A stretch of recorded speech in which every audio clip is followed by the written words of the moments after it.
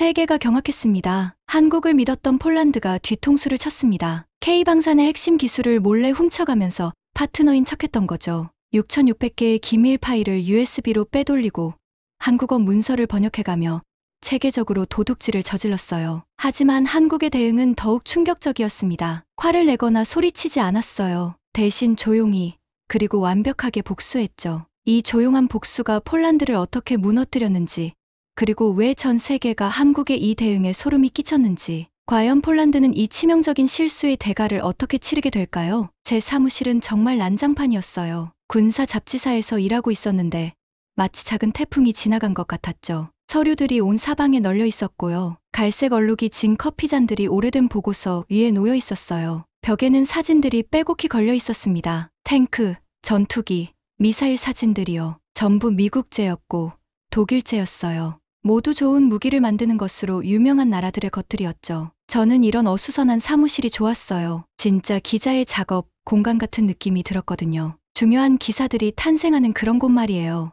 제 이름은 얀 코발스키입니다. 폴란드의 야스노포르차크라는 군사 잡지에서 일하고 있었어요. 10년 동안 군사 계약의 진실을 파헤치는 일을 하고 있었죠. 정치인들은 한 가지 말을 하고 있었고 회사들은 또 다른 약속을 하고 있었어요. 하지만 저는 더 깊이 파고들어서 진짜 무슨 일이 일어나고 있는지 찾아내고 있었습니다. 대부분의 경우 간단했어요. 어떤 나라가 새로운 무기가 필요했죠. 그러면 미국이나 독일, 아니면 영국에서 사고 있었어요. 이런 나라들이 최고의 무기를 만들고 있었거든요. 모든 사람이 알고 있는 사실이었죠. 계약 규모는 컸고 가격도 비쌌어요. 하지만 적어도 뭘 사는지는 확실히 알 수 있었습니다. 저는 군사 장비를 판단하는 나만의 기준이 있었어요. 미국에서 나온 거면 아마 좋을 텐데 비쌀 거고요. 독일에서 나온 거면 아주 좋을 텐데 아주 비쌀 거였어요. 다른 나라에서 나온 거라면 글쎄요.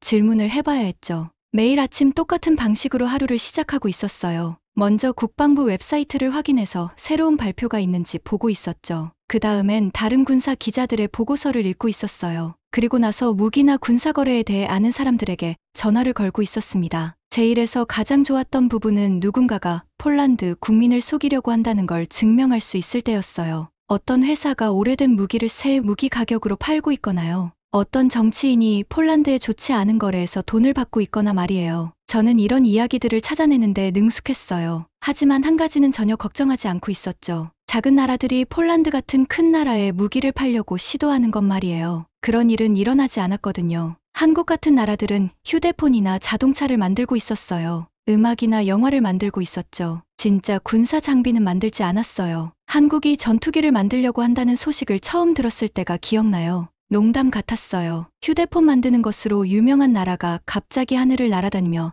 싸우는 전투기를 만들 수 있다고 생각한다니요? 진짜 군사 장비는 무기 제조의 긴 역사를 가진 나라들에서 나오고 있었어요. 큰 전쟁을 겪으면서 제대로 작동하는 것들을 만드는 법을 배운 나라들 말이에요. 책상 서랍에는 세계의 진짜 무기 제조국 목록을 보관하고 있었어요. 긴 목록은 아니었죠. 미국이 맨 위에 있었고요. 그 다음에 독일, 영국, 프랑스, 러시아였어요. 몇 개 나라가 더 있을 수도 있겠지만요. 하지만 확실히 한국은 아니었어요. 제 편집장은 제가 이런 것들에 대해 어떻게 생각하는지 알고 있었어요. 제가 가짜 주장들과 나쁜 거래들을 찾아내는데 능숙하다는 것도 알고 있었죠. 그래서 모든 큰 군사 기사를 저에게 맡기고 있었어요. 폴란드가 새 헬리콥터가 필요할 때 제가 기사를 썼고요. 새 탱크를 살 때도 제가 계약을 조사했어요. 멋진 프레젠테이션과 비싼 마케팅 캠페인에 속지 않는 기자라는 평판을 쌓아가고 있었어요. 사실을 말하면 회의적인 기자로 사는 게 좋았어요. 다른 사람들이 모두 고개를 끄덕이며 웃고 있을 때 어려운 질문을 던지는 사람이 되는 게 좋았거든요. 그러면 제가 중요한 사람 같은 느낌이 들었어요. 똑똑한 사람 같은 느낌도 들었고요. 제 사무실은 바르샤바의 오래된 건물 3층에 있었어요. 창문으로 국방부 건물이 보였죠. 가끔 정부 차들이 드나드는 걸 지켜보고 있었어요. 어떤 거래를 하고 있는지, 그 거래들이 폴란드에 좋은 건지 궁금해하면서 말이에요. 제가 일하던 건물은 오래됐지만 편안했어요. 엘리베이터는 이상한 소리를 내고 있었고요. 겨울에는 난방이 항상 잘 되는 건 아니었어요. 하지만 진짜 저널리즘이 일어나는 곳 같은 느낌이 들었어요. 유리벽과 비싼 가구로 된 화려한 뉴스 사무실 같은 곳이 아니라요. 진실을 찾기 위해 손을 더럽히는 곳이었어요. 책상 위에는 가족 사진들이 놓여 있었어요. 아내는 제 일이 흥미롭다고 생각했지만 제가 너무 많이 일한다고 걱정하고 있었어요. 두 아이들은 아빠가 기자라는 게 자랑스러워했어요. 비록 제가 뭘 쓰는지 항상 이해하지는 못했지만요. 대부분의 날들 저는 제 일에 대해 확신을 갖고 있었어요.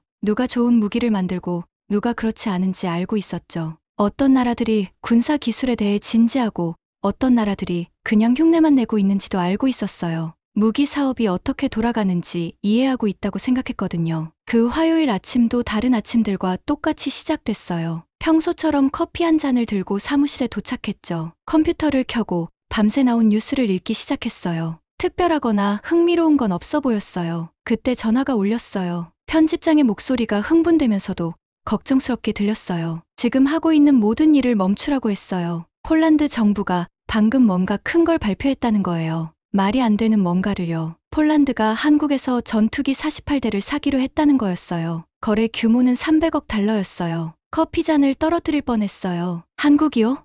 전투기를요?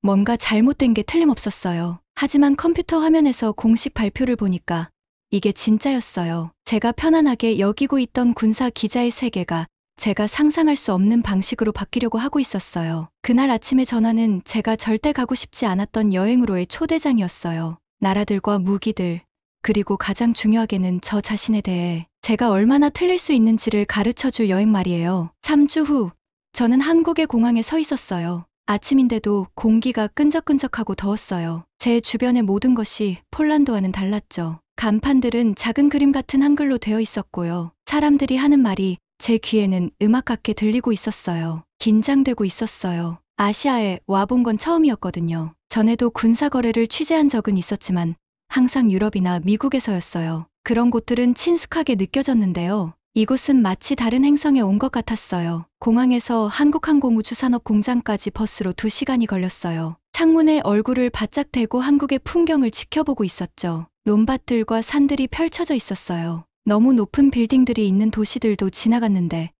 꼭대기를 보려면 목을 뒤로 젖혀야 할 정도였어요. 모든 게 푸르고 바쁘고 살아있는 것 같았어요. 마침내 KAI 공장에 도착했을 때 제 눈을 믿을 수가 없었어요. 그곳은 정말 거대했거든요. 제가 유럽에서 본 어떤 무기 공장보다도 컸어요. 긴 흰색 건물들이 작은 도시처럼 펼쳐져 있었어요. 높은 금속 탑들이 하늘까지 뻗어 있었고요. 기계들이 돌아가는 소리가 사방에서 들려오고 있었습니다. 제가 예상했던 모습이 아니었어요. 몇 명의 사람들이 다른 나라에서 만든 부품들을 조립하는 작은 곳을 찾을 거라고 생각했었거든요. 대신에 제가 방문했던 많은 미국 공장들보다도 더 첨단으로 보이는 곳을 보고 있었어요. 한 여성이 정문에서 저를 맞이했어요. 키가 작고 밝은 금발에 파란 눈을 하고 있었죠. 회색 작업복을 입고 안전 안경을 쓰고 있었어요. 이름은 마르티나 시모니악이었어요. 저처럼 폴란드 사람이었는데 한국에서 2년째 일하고 있었어요. 마르티나는 제가 아는 대부분의 사람들과는 다르게 말했어요. 사실과 숫자로만 얘기하고 있었거든요. 제가 질문을 하면 구체적인 세부사항과 함께 정확한 답변을 해주고 있었어요. 걸어다니며 말할 수 있는 컴퓨터 같다는 생각이 들었어요. 그녀가 저를 공장 안으로 안내했어요. 종이처럼 얇게 금속판을 자르는 거대한 기계들을 지나갔어요. 로봇들이 비행기 부품에 페인트칠을 하고 있는 것도 봤고요. 하얀 가운을 입은 사람들이 공상과학 영화에서나 볼 법한 전자 장비를 테스트하고 있는 것도 지켜봤어요. 마르티나는 우리가 보는 모든 것을 설명해주고 있었어요. 비행기 동체를 만드는 데 쓰이는 재료들에 대해 말해줬고요. 엔진을 어떻게 만드는지 설명해줬어요. 제가 전에 본 것보다 훨씬 복잡한 설계 화면들을 보여주기도 했죠. 그녀가 설명하면 할수록 저는 더 혼란스러워지고 있었어요. 이건 단순한 조립 작업이 아니었거든요. 이 한국 기술자들은 자신들만의 비행기를 처음부터 끝까지 설계하고 만들고 있었어요. 다른 사람들의 것을 따라 만드는 게 아니었어요. 뭔가 새로운 걸 창조하고 있었던 거예요. 하지만 제가 보고 있는 걸 믿고 싶지 않았어요. 계속 이 모든 게 가짜라는 증거를 찾으려고 하고 있었거든요. 아마 정말 중요한 부품들은 다른 곳에서 만들어질 거라고요. 아마 한국인들은 그냥 인상적으로 보이게 만드는 데만 능할 거라고 생각했어요. 점심시간에 파벨 노비악이라는 폴란드 정부 관계자를 만났어요. 회색 머리에 두꺼운 안경을 쓴 덩치 큰 남자였어요. 비싼 어두운 정장을 입고 총알도 막을 것 같은 무거운 서류 가방을 들고 있었죠. 파벨은 모든 단어가 중요한 것처럼 조심스럽게 말하고 있었어요. 식사하는 동안에도 계속 휴대폰을 확인하고 있었고요. 저에게 말하지 않는 뭔가를 알고 있다는 걸 느낄 수 있었어요. 그는 폴란드가 단순히 한국에서 비행기만 사는 게 아니라고 설명했어요. 우리는 파트너가 되는 거라고요. 함께 새로운 기술을 만들어 나갈 거고요. 지식을 나누고 서로 도와줄 거라고 했어요. 이 말이 저를 더욱 혼란스럽게 만들고 있었어요. 왜 폴란드가 미국이나 독일 대신 한국과 파트너가 되려고 하는 거였을까요? 그런 나라들은 훨씬 오랫동안 무기를 만들어 왔었거든요. 전쟁에서 자신들을 증명해 보였고요. 진짜 전문가들이었는데 말이에요. 점심 후에 한국 기술자들이 레이더 시스템에 대한 발표를 해줬어요. 저는 그들의 기술이 주장하는 만큼 좋지 않다는 걸 증명할 질문들을 준비해 갔었어요. 다른 나라에서 만든 부품들을 쓰고 있을 뿐이라는 걸 보여주고 싶었거든요. 하지만 그들의 대답이 저를 놀라게 했어요. 자체적으로 레이더 기술을 개발했다는 거였어요. 세계 최고의 시스템들과 비교해서 테스트해봤다고 했고요. 미국이나 유럽 시스템들과 비교해도 인상적인 결과가 나왔다고 했어요. 한국과 폴란드 기술자들이 컴퓨터 화면 앞에서 함께 일하는 걸 지켜봤어요. 팀으로 문제를 해결하고 있었어요. 자유롭게 아이디어를 나누고 있었고요. 서로를 완전히 신뢰하는 것 같았어요.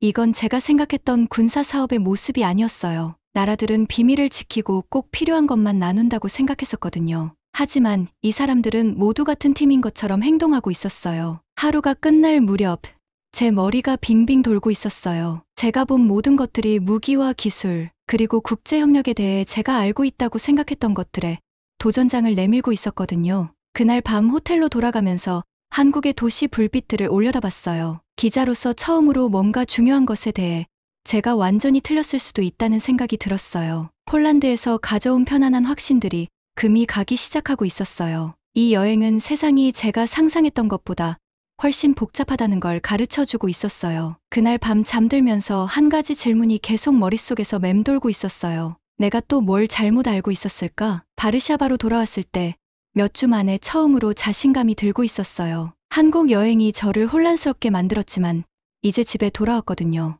어수선한 제 사무실은 그대로였어요. 커피 맛도 똑같았고요. 창문 밖 풍경도 제가 떠났을 때와 정확히 같았어요. 한국 무기 공장에 대한 기사를 쓰기 시작했어요. 인상적인 건물들과 첨단 기계들에 대해 썼어요. 한국 기술자들과 그들의 레이더 기술에 대해서도 썼고요. 하지만 제 의구심에 대해서도 썼어요. 한국이 처음 생각했던 것보다는 낫다고 해도 정말 그들이 주장하는 만큼 좋을까 하는 의문 말이에요. 돌아온 지 3일 후 이른 아침에 전화가 울렸어요. 한국에서 만났던 정부 관계자 파벨 노비악이었어요. 그의 목소리가 다르게 들렸어요. 걱정스럽고 진지했거든요. 당장 특별한 회의에 참석하라고 했어요. 급하다고 했어요. 중요한 걸 봐야 한다고 했어요. 국방부 건물까지 택시를 탔어요. 제 사무실 창문에서 보던 바로 그 건물이었어요. 하지만 이번에는 안에서 무슨 일이 일어나는지 궁금해하는 대신 실제로 들어가고 있었어요. 회의실은 작고 어두웠어요. 두꺼운 커튼이 창문을 가리고 있었고요. 큰 스크린이 벽에 걸려 있었어요.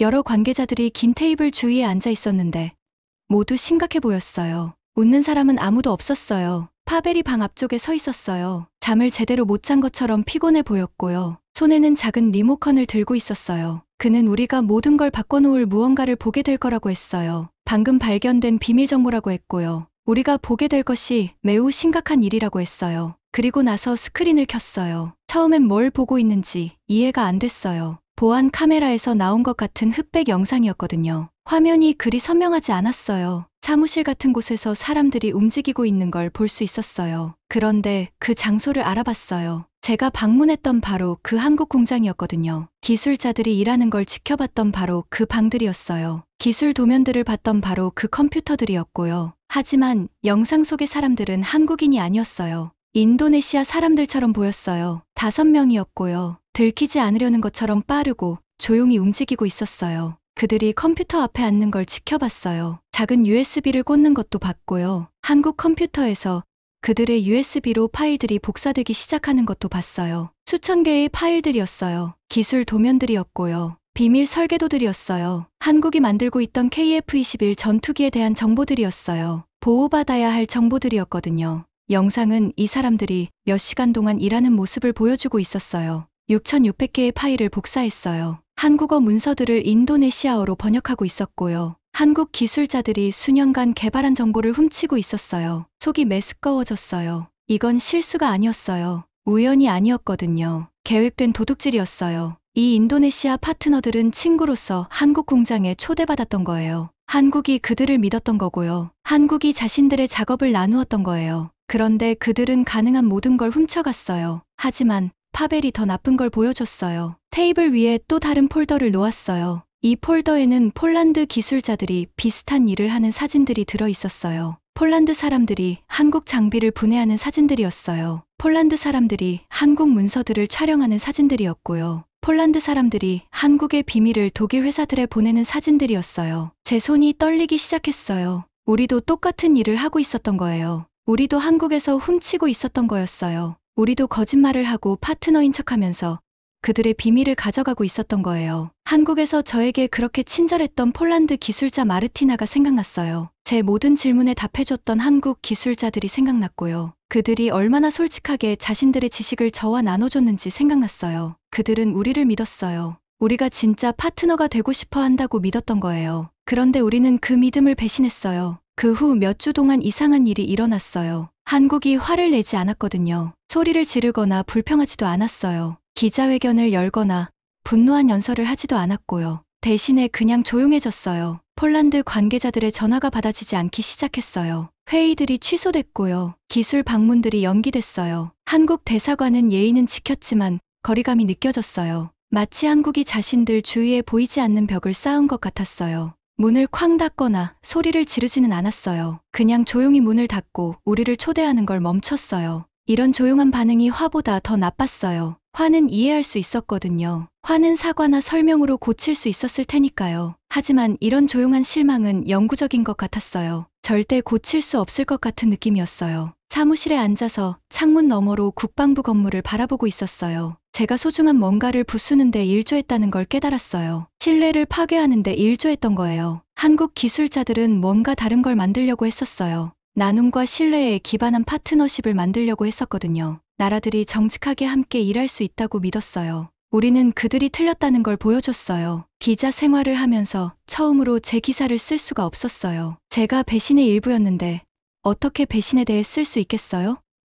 제 나라도 도둑질을 하고 있었는데 어떻게 도둑질을 비판할 수 있겠어요? 마침내 제가 한국에서 잃은 게 무엇인지 이해했어요. 단순한 기사나 임무가 아니었어요. 진짜 파트너십이 어떤 모습일 수 있는지 볼 기회를 잃었던 거예요. 의심 대신 신뢰에 기반한 뭔가의 일부가 될 기회를 잃었던 거예요. 가장 나쁜 건 이런 손실이 저희 잘못이기도 하다는 걸 아는 것이었어요. 몇 달이 지났지만 제 사무실은 여전히 다르게 느껴지고 있었어요. 책상 위에는 똑같이 어수선한 서류들이 널려 있었고요. 커피 얼룩이 진 보고서들이 똑같이 쌓여 있었어요. 벽에는 똑같은 미국과 독일 무기 사진들이 걸려 있었고요. 하지만 이런 익숙한 것들을 볼 때마다 왠지 더 작아 보였어요. 덜 중요해 보였달까요? 한국 무기 거래에 대한 모든 메모들을 버렸어요. 반쯤 써놓은 기사들이 담긴 컴퓨터 파일들도 지웠고요. 무슨 일이 있었는지 쓰려고 할 때마다 단어들이 틀리게 느껴졌거든요. 자신이 문제의 일부일 때 어떻게 그 이야기를 할 수 있겠어요? 편집장이 계속 한국 리포트에 대해 묻고 있었어요. 언제 기사를 완성할 건지 알고 싶어 했거든요. 잡지사가 저를 그곳에 보내는데 돈을 썼다는 걸 상기시켜주기도 했고요. 독자들이 폴란드의 비싼 새, 전투기에 대해 알고 싶어하고 있다고도 했어요. 하지만 그가 원하는 기사를 쓸 수가 없었어요. 한국 기술이 좋은지 나쁜지에 대해 쓸 수 없었거든요. 폴란드가 똑똑한 거래를 했는지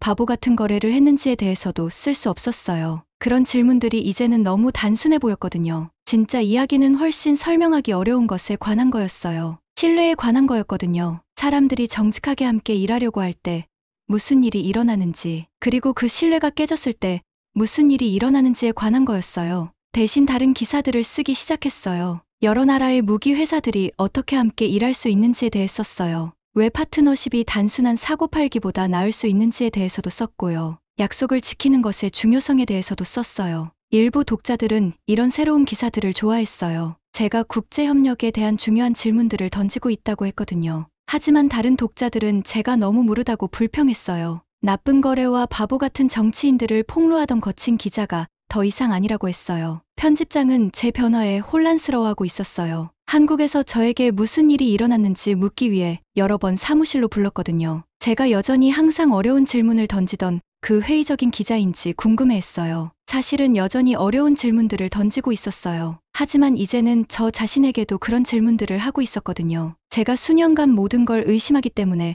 똑똑하다고 생각하며 살아왔다는 걸 깨달았어요. 의심하는 것이 저를 좋은 기자로 만든다고 생각했었거든요. 파트너십을 원한다고 주장하는 나라들은 그냥 서로를 속이려고 한다고 생각했어요. 하지만 한국이 저에게 다른 걸 가르쳐 줬어요. 어떤 나라들은 정말로 신뢰를 쌓고 싶어 했던 거예요. 어떤 회사들은 정말로 지식을 빼앗는 대신 나누고 싶어 했던 거고요. 어떤 파트너십들은 모든 사람이 정직하다면 정말로 잘 될 수 있었던 거예요. 문제는 신뢰가 모든 사람이 믿을 때만 작동한다는 거였어요. 어떤 사람들이 거짓말하고 훔치면 다른 모든 사람들에게도 피해가 가거든요. 제가 만났던 한국 기술자들을 계속 생각하고 있었어요. 그들은 수년간 새로운 기술을 개발해 왔었거든요. 뭔가 특별한 걸 만들기 위해 열심히 일해왔었어요. 다른 나라들을 동등한 파트너로서 함께하자고 초대했었고요. 그런데 우리는 그들에게서 훔치는 것으로 대답했어요. 가장 슬픈 부분은 한국이 반격하지 않았다는 거였어요. 복수하지 않았거든요. 폴란드가 자신들을 해친 것처럼 폴란드를 해치려고 하지 않았어요. 그냥 조용히 물러서서 자신들을 보호했어요. 한국 관계자들이 폴란드 관계자들의 전화를 받는 걸 멈췄어요. 기술 회의들이 취소됐고요.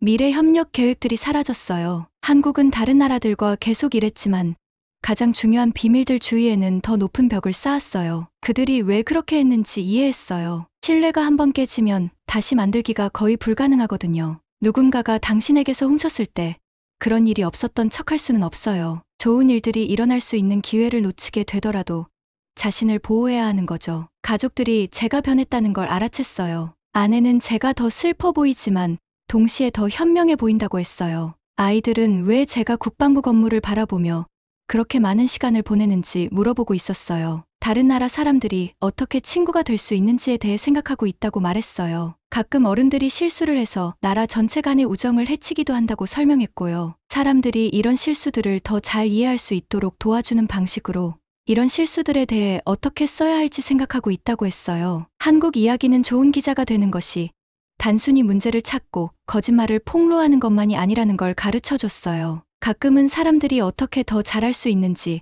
보도록 도와주는 거예요. 가끔은 자신이 틀렸을 때 인정하는 거고요. 마침내 한국 무기거래에 대한 기사를 썼어요. 하지만 아무도 예상하지 못한 기사였어요. 저 자신의 실수와 오해에 대해 썼거든요. 우리가 한국의 신뢰를 깨뜨렸을 때 폴란드가 잃은 것에 대해 썼어요. 왜 신뢰가 기술보다 더 중요한지에 대해 썼고요. 어떤 사람들은 제 기사를 비판했어요. 기자는 자신의 감정에 대해 써서는 안 된다고 했거든요. 사실만 써주고 독자들이 뭘 생각할지는 독자들이 정하도록 해야 한다고 했어요. 하지만 저는 지혜 없는 사실들은 그리 유용하지 않다는 걸 배웠어요. 한국이 좋은 무기를 만든다는 것은 사실이었어요. 폴란드가 큰 계약을 맺었다는 것도 사실이었고요. 하지만 중요한 진실은 사람들이 서로에게 정직하지 않을 때 실내에 무슨 일이 일어나는지에 관한 거였어요. 제 사무실 창문은 여전히 국방부 건물을 바라보고 있어요. 하지만 이제 정부 차들이 드나드는 걸 볼 때마다 다른 질문들이 궁금해져요. 그 차 안에 사람들이 신뢰가 얼마나 소중한지 이해하고 있는지 궁금해요. 신뢰가 얼마나 쉽게 깨질 수 있고 다시 만들기가